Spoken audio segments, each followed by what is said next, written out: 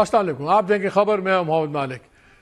ابھی جو دورہ ہوا کراچی کا بڑا زبردست دورہ ہوا سہیل آفریدی صاحب کا. 3 دن بہت پیار محبت پیپلز پارٹی میں پی ٹی آئی میں، پھر آخری دن جو میٹ تھا وہ پھٹ گیا اور پی ٹی آئی نے بڑا اسٹرانگلی ریئیکٹ کیا.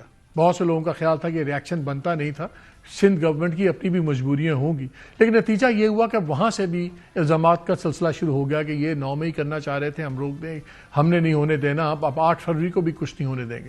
پھر پارلیمنٹری کمیٹی کا بھی اجلاس ہوا پی ٹی آئی کی، اس میں بھی ایک انٹرسٹنگ ڈیولپمنٹ ہوئی.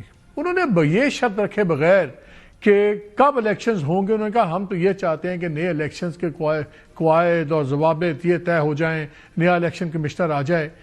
کیا پی ٹی آئی اب اس بات پہ تیار ہو گئی ہے کہ as long next elections are fair تو پرانے سے بات آگے جائے؟ اس میں یہ شرط بھی نہیں رکھی گئی کہ ہم تب بات کریں گے جب عمران خان صاحب رہا ہوں گے، بلکہ یہی بات ہوئی کہ ملاقات کروا دیں تاکہ ہم گائیڈنس وغیرہ لے لیں. یہ 2-3 چیزیں ساتھ ساتھ چل رہی تھیں. گورنمنٹ کے اندر بھی 2 رائے پائی جا رہی ہیں. ایک تو یہ ہے کہ جی رگڑ کے رکھیں، اب جب سانس نہیں لینے دیا جا رہا تو مت لینے دیں، اور دوسری آف پاور میں ہے اور 3 سال میں جتنا دبانا تھا دبا لیا. Let see if there is a solution to it or not, اور تھوڑی سی ماڈریٹ کریں. لیکن یہ اب حالات پہ بڑا ڈیپینڈ کرتا ہے کیا ہوگا کیا نہیں ہوگا. اسی پہ آج ہم بات کریں گے کہاں بات جا رہی ہے. کیا میثاق جمہوریت کی جو آفر آئی ہے پی ٹی آئی سے، یہ اس پہ کوئی وزن ہے؟ گورنمنٹ رسپونڈ کرے گی؟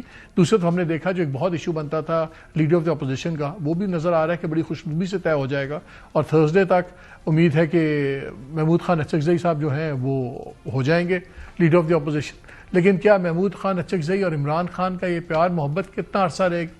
اس پہ بھی بڑے زاویوں سے باتیں ہو رہی ہیں. ان تمام چیزوں پہ بات